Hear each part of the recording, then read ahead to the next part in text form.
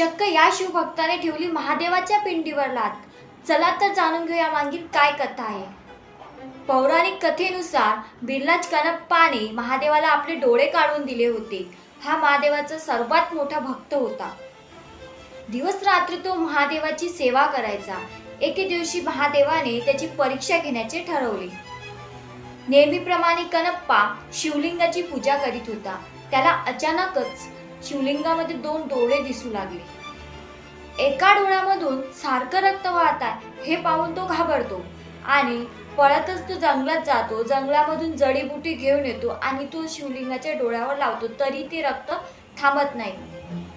तेव्हा कनप्पा लगेच एका बाणाच्या मदतीने आपला स्वतःचा डोळा काढून शिवलिंगावर लावतो।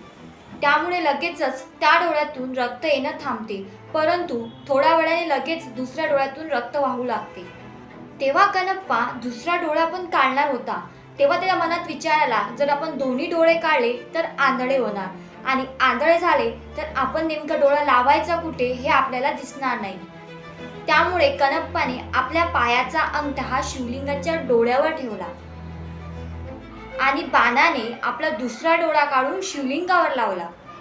हे बघून महादेव प्रसन्न झाले आणि त्याला दर्शन देऊन त्याचे दोन्ही डोळे परत केले।